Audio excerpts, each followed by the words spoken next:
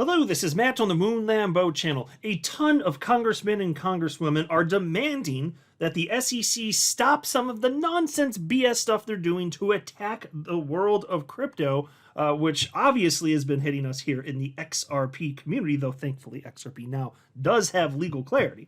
Now, one of the individuals in Congress that is pushing for this, and I'll share with you the specifics as we go through the video, but one of them is a very pro-XRP congressman. This particular pro-XRP congressman turns out that a lot in our community, despite him being pro-XRP, a lot in our community kind of fed up with him. And I'm sympathetic to that. I understand why. So I'm glad this guy is still on our side, just to be clear. But I don't blame anybody for coming at him, sharing posts that obviously reflect frustration. I'd say that's well-founded. But even so, I'm glad he's on our side. I want them, just like everybody else does, to do even more. But either way, you know what's going to happen today? You know, today's the 24th, at least as I record this. It is Tuesday. Let me tell you this at the outset. Gary Gensler's about to have a pretty bad day today. I'll explain. But before going further, I do want to be clear. I do not have a financial background of any kind. I am not offering financial advice. And you definitely should not buy or sell anything because of anything I say or write. I'm just an enthusiast who enjoys making YouTube videos about crypto-related topics, but just as a hobby and just for fun. All right, so the pro-XRP congressman that I'm referencing is none other than Tom Emmer. Here you can see a headline from August 21st of 2020. So mind you, this is several months before the SEC officially sued Ripple, attacking all XRP holders. And Tom Emmer, congressman, was on our side even back then. So here's the headline. XRP is not a security, argues U.S. Congressman Tom Emmer. And here's the exact quote on your screen from over 4 years ago. My position is very clear. XRP is not a security. That's the quote. And obviously, he was correct. He is correct. And XRP was found in and of itself to not be a security in court by Judge Annalisa Torres. You'll love to see it. Fantastic. So we should be applauding him all around, right? Well, not so fast, actually. So here's what led to this. Check this out. There's this headline. House Republicans urge SEC to rescind disastrous SAB 121. And so basically, there's a bulletin, that's what they're calling it at the SEC, put forth, and it's being used to skirt the system. It's being used, they're putting rules forth and calling it a bulletin in order to avoid the standard rulemaking process. And it harms crypto, the entire world of crypto. And that's why pro-crypto proponents want the damn thing out of here. And so it was voted. You may recall earlier, I mean, the article covers, I'll go through some more of the details, but it was voted by the House and the Senate to be repealed, and it made it to Biden's desk, and Biden vetoed it. Of course he did. Of course he did. God forbid you have an opportunity for some life-changing wealth, right? It's the Democrat Party. What can I say? It's not that I want it to be that way. I'm observing reality. On the whole, not literally everyone, but on the whole, in Congress, almost all Democrats are anti-crypto. And I'm going to show you proof of that, by the way. I'm going to show you a vote count in this video. Sit tight for that one.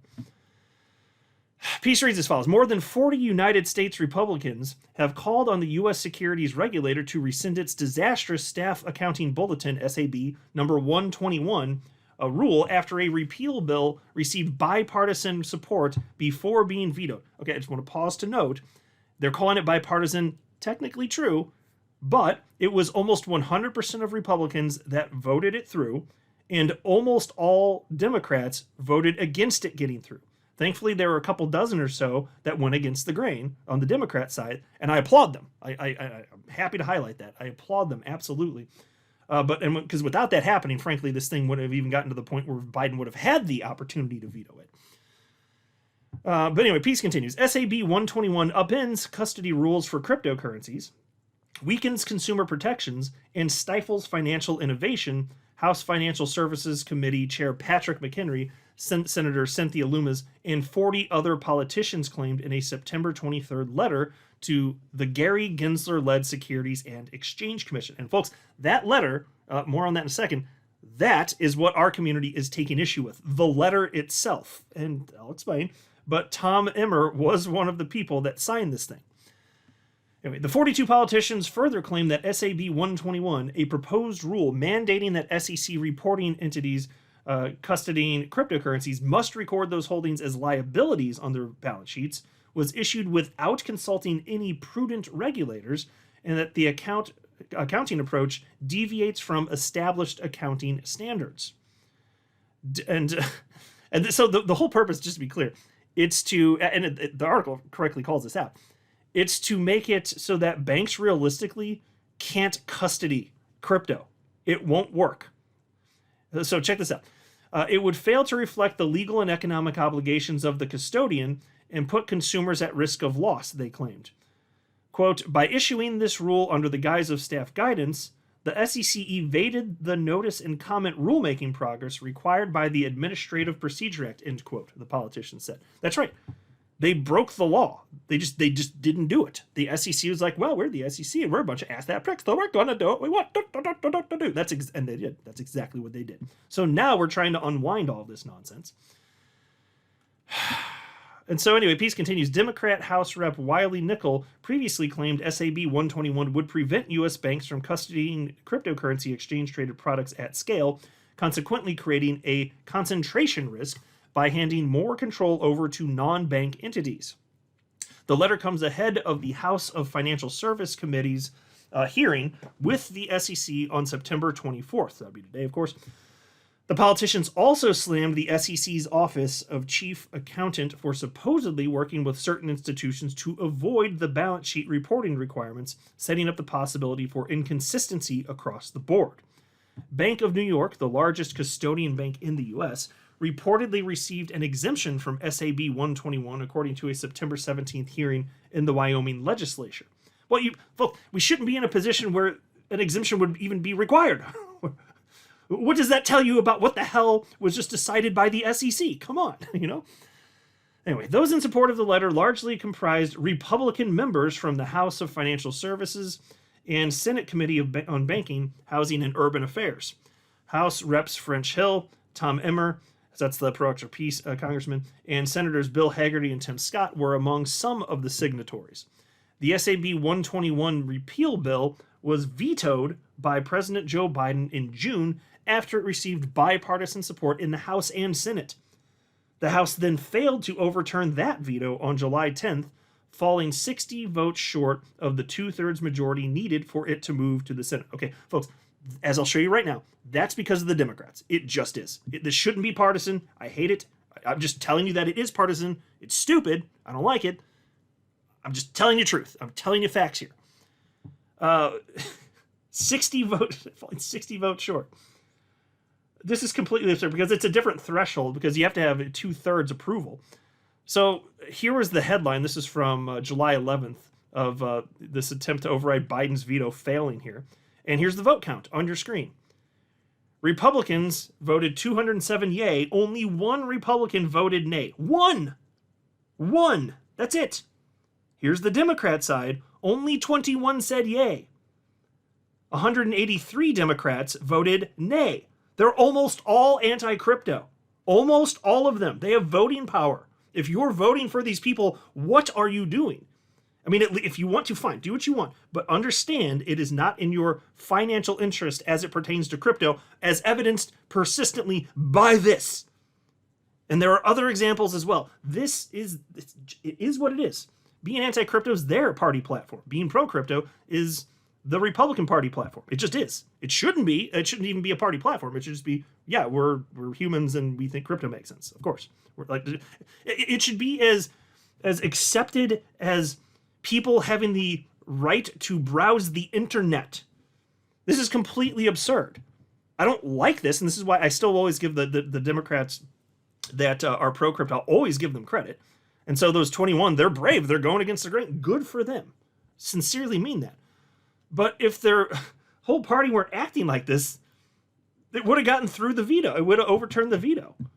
But they didn't want to because they're happy to just squash and hammer crypto as much as they want. That's just what it is. And it doesn't make sense. It's not even good for them. That's what's so bizarre about this. There is no anti-crypto voter block. There is not. But there is a pro-crypto voter block. What is their actual malfunction here? This is stupid. STLLPID. Stupid. Yet here we are. So here's a post from one of those asshat pricks at the SEC. This guy's the one in charge. Supreme Leader and Dictator Kim Jong-Gary. This is his official account on X. 436,800 followers. I begrudgingly follow him just because, you know, I want to stay in tune with what's going on in crypto and then make YouTube videos so that I can bash the nonsense that he spouts more. So that's my excuse. But anyway, I don't know what everybody else's excuse. Who are these other people following this guy? Like, I've got a reason. But anyway, so he wrote here, this week I'll be testifying before Congress. On September 24th, I'll be testifying along with my fellow commissioners before the, what's the official names here? The Financial Services GOP and the U.S. House Committee on Financial Services. And then on the 25th, there will be more on the 25th. He's going to have 2 bad days in a row, actually. A U.S. Senate Banking Committee and Senate Banking, Housing, and Urban Affairs Committee majority. So 2 bad days. This is not going to be fun. Now, he was sweating bullets last time he had to speak because this is kind of an annual thing. This is going to be worse. And I'll get more on that in just a second. First, let me share with you perspective from a few people in the XRP community. So what I just shared with you from Kim Jong-Gensler, that post, that was reposted by Tom Emmer, pro-XRP guy, who 4 years ago said, of course XRP is not a security, right? I just showed you that. And he wrote, looking forward to holding your feet to the fire. Hashtag fire Gary Gensler. Now, that's something we should all be able to get behind, right? Well, yeah, except for the problem is what we keep seeing from all sorts of Congress people is strong words on the Republican side, but where's the force? So attorney Fred Rispoli of the XRP community, he responded to Tom Emmer and he said, assuming this means you have the subpoenas drafted, finalized, and ready to serve on Mr. Gensler when arrives for testimony, ? Yeah, if only. Wishful thinking, though. I think there's about no chance, and he knows that, of course. I know Fred knows that. But he's making a point, and the point is not lost on me. Talk is cheap, right? And it's been going on long enough, and there have been threats of subpoenas. Where are they? So I'm not against them being, anti-Gensler. Of course, that's great. I'm glad they are. I'm not against a letter. Where's the rest, though? Where's the rest of what should be going on? Where's the offensive against the Kim Jong-Gensler, Supreme Leader and Dictator of the SEC? Where is it? I'm not seeing it. Do you see it? I don't know. Did it fall to someone's pockets? Is it in the couch right now? It's probably in the couch. This is stupid as hell. My fellow XRP YouTuber, Crypto Eddie, she responded to Tom Emmer's post also, and she wrote, you've never taken the matchstick out of the pack. Words alone don't burn the feet. Spot on. We've got to see some damn action, but if there's not any actual firepower behind the words, then what the hell are we even doing here? Because there have been too many letters. I've shared tons of them, if not all of them, over the last few years. I caught as many as I could, and I've highlighted them on my channel. Where's the development? Where's the offensive from a procedural perspective? You could even subpoenas. Where is that against Kim Jong-Gensler and the SEC? Where is it? I don't see it. Here's a funny post. This is from Crypto Meme Guy. He also responded to Tom Emmer. And he shared this meme on your screen. I'll describe it for those of you not looking. Remember the Dos Equis guy? Those advertisements. How long ago was it? It was like 10 or 15 years ago, 20 years ago. I can't even remember, but it was forever ago. Famous ad campaign. I'm sure, unless you're very young, you're going to remember this thing. It was a guy, his line was something like, I don't always drink beer, but when I do, I prefer Dos Equis. It was something like that, right? And so that's him on the screen, but Crypto Meme Guy plastered Tom Emmer's face on top of him and wrote the following. I don't always call out Gary Gensler on X over and over again, but when I do, I followed up with a strongly worded letter that he won't bother reading. See, it's funny because it's true. There's truth to it, and it's absurd. And so Crypto Meme Guy separately in the post wrote, give it up, Tom. Your verbal and written words don't make you worth your bloated salary. Maybe you should do like McHenry and retire. Useless gum flappers collecting a check on the backs of the taxpayers and literally do absolutely nothing. Gary is laughing at you. Pathetic. Okay. That's a little harder than I'd go against Tom Emmer. I would demand action. I'm not saying that he's never done anything well, so I can see that crypto meme guy's frustrated, though. And I think that represents how a lot of people in the XRP community feel about this, especially given that we were literally under attack for years on end. It's not unreasonable that we feel this way. So what's going to happen today? Well, there was this post from Ron Hammond. He is the Director of Government Relations at Blockchain Association. I thought I'd share this with you real quick, because he has some pretty good insight on this, I think. He wrote in a thread on X the following: "This week in Congress and crypto. This is the week nearly everyone in crypto and Capitol Hill has waited for. SEC Chair and the other SEC commissioners will testify tomorrow at, what's the handle here? Financial Services GOP, and Wednesday, Senate Banking and Housing. Usually this is a quieter hearing, but not this year. Let's break down what's typical here and what makes these oversight hearings different. First, the SEC chair usually testifies in front of these committees annually, so these hearings are standard. Gensler has also privately met with policymakers over the past few months too. This is where things start to deviate from the norm. With the election around the corner, typically members retreat to their party's position. The party not in control of the SEC rails against the chair, while the other plays defense. But we likely won't see that this time. Instead, Gensler's tactics at the agency on a multitude of fronts have found him subject to fairly intense scrutiny from his own party. Whether it is the treatment of SEC staff or the direction of the enforcement division, Gensler will find he has fewer allies than before. Okay, so I'll pause to acknowledge that is true. It's still the vast majority of Democrats that are anti-crypto, though. But even if it's just a couple dozen that are pro-crypto, that's enough from his own side that these hearings, they could get a little spicy, even from people who you might think, based on historic precedent, would otherwise give him some pretty softball-friendly questions, right? Anyway, he continues. Then there is the added element of the other SEC commissioners joining Gensler, which is very uncommon. On one hand, it gives Gensler more defense with the two other Democrat commissioners flanking him on the stand and largely in lockstep on his policies. The Republicans will be the counter.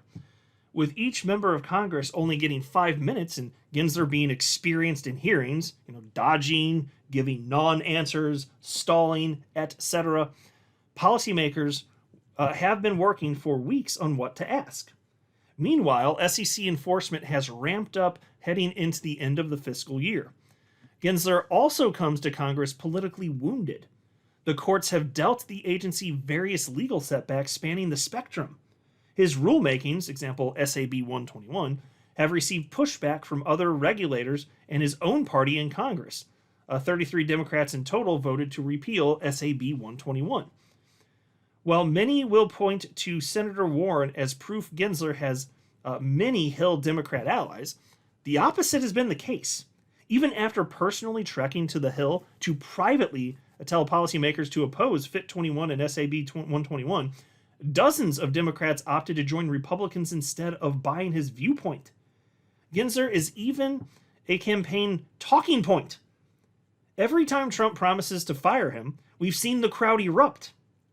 The SEC chair coming up at a presidential campaign rally is not normal. Everyday people talking about who will be SEC chair is not normal. Gensler's SEC is not normal.